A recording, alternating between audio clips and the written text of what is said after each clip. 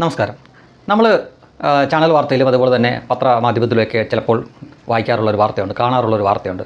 ചാരപ്രവൃത്തിക്ക് ചില ഇന്ത്യക്കാരായിട്ടുള്ള ഉദ്യോഗസ്ഥർ അല്ലെങ്കിൽ ആളുകൾ അറസ്റ്റ് ചെയ്യപ്പെട്ടു. അവർക്ക് മിക്കവാറും ഹൈന്ദവ നാമമൊക്കെ ആയിരിക്കും. പക്ഷേ ഈ ഹിന്ദു നാമം കണ്ടുകൊണ്ട് ഇവരെല്ലാം സംഘികളാണ് എന്ന തരത്തിലാണ് ഇവിടെയുള്ള മീഡിയ വണ്ണ് അല്ലെങ്കിൽ സുഡാപ്പികൾ ജിഹാദികളെല്ലാം പറഞ്ഞു വരുത്തുന്നത്. എനിക്കിതിനകത്തൊട്ടും അത്ഭുതം തോന്നാറില്ല. കാരണം പാകിസ്ഥാനിലെ ISI പോലുള്ള ചാരസംഘടനകൾ ഇന്ത്യയിൽ കടന്ന് ഒരു ചാരപ്രവൃത്തി ചെയ്യുമ്പോൾ ഒരിക്കലും അവർക്ക് സഹായിയായിട്ട് ഒരു മുസ്ലിം നാമധാരിയെ അവർ കൂടെ കൂട്ടില്ല. കാരണം പിടിക്കപ്പെട്ടു കഴിഞ്ഞാൽ അത് ഇന്ത്യയിലുള്ള എല്ലാ മുസ്ലിങ്ങൾക്കും ബാധിക്കുന്ന കാര്യമാണ്. അതിനാൽ അത്തരം അബദ്ധം അവർ ചെയ്യില്ല.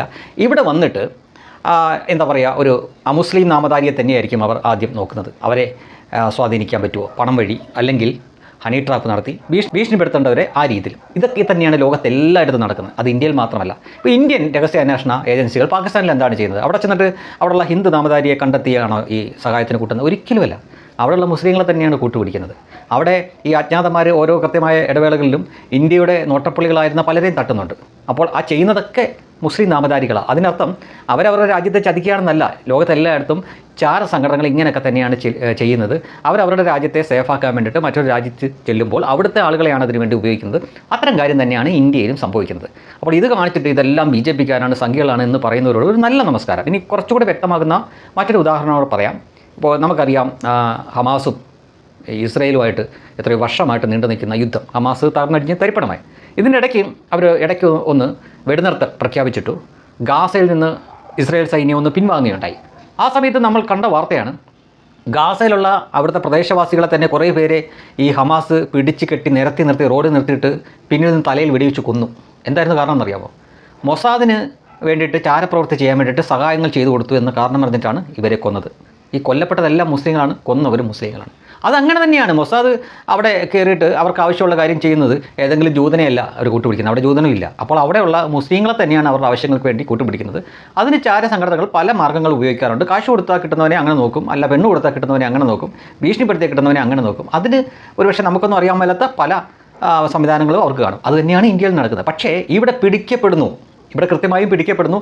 ആ നാമധാരി ക്രിസ്ത്യനാണോ, ഹിന്ദുവാണോ, അല്ലെങ്കിൽ സിഖാണോ, പാഴ്സിയാണോ എന്ന് പോലും നോക്കാതെ നമ്മളവരെ പിടിക്കുന്നു, വേണ്ട നടപടികളിലേക്ക് പോകുന്നു. പക്ഷേ അവിടെ പാകിസ്ഥാനെ നോക്കൂ, നിരന്തരം ഇന്ത്യക്ക് ആവശ്യമുള്ള, ഇന്ത്യക്ക് കൊന്നു തള്ളാൻ ഇന്ത്യയുടെ ലിസ്റ്റിലുള്ള ആളുകൾ അവിടെ കൃത്യമായ ഇടവേളകളിൽ കൊന്നു തള്ളപ്പെട്ടുകൊണ്ടിരിക്കുകയാണ്. പക്ഷേ ആരെങ്കിലും പിടിച്ചതായിട്ട് നമുക്കറിയില്ല. അങ്ങനെ നോക്കുമ്പോൾ നമ്മുടെ രഹസ്യാന്വേഷണ ഏജൻസികൾ ഇതുവരെ വിജയമാണ്. പക്ഷേ പാകിസ്ഥാൻ അത് വിജയമാണ് ഇവിടെ എന്ന് പറയാനാവില്ല. കാരണം പിടിക്കപ്പെടുന്നവരുടെ പേരുകൾ പത്രത്തിൽ വരുന്നു. അതുകൊണ്ടാണ് നമ്മളത് വാർത്ത കാണുകയും ഇവർ ഇതെല്ലാം ചെയ്യുന്ന സംഘികളാണ് എന്ന് പറയുകയും ചെയ്യുമ്പോൾ ഓർക്കുക, ലോകത്ത് മറ്റെല്ലായിടത്തും മറ്റ് ചാരവൃത്തി ചെയ്യുന്നവരെ സഹായിക്കുന്നത് ഇസ്ലാം നാമധാരികളാണ്. അതിൻ്റെ അർത്ഥം അവർ രാജ്യദ്രോഹം ചെയ്യേണ്ടി വരുന്നത് പല കാരണങ്ങൾ കൊണ്ടാണ്.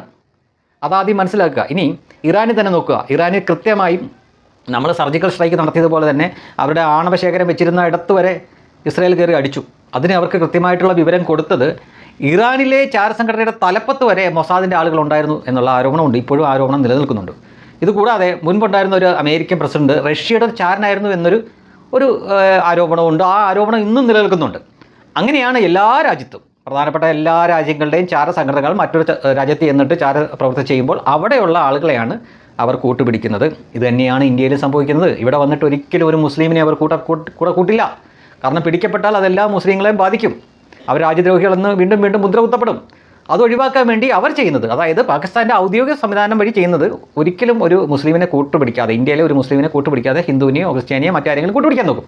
പക്ഷേ തീവ്രവാദികൾ അങ്ങനെയല്ല കേട്ടോ. അവർ തീർച്ചയായിട്ടും തീവ്രവാദ പ്രവർത്തനത്തിനുള്ളവർ അവർ ഇവിടെയുള്ള മുസ്ലിങ്ങളെ തന്നെയാണ് കൂട്ടുപിടിക്കുന്നത്. നമ്മൾ ഡൽഹിയിലും പുൽവാമയിലും പലയിടത്തും നമ്മൾ കണ്ടതാണ്.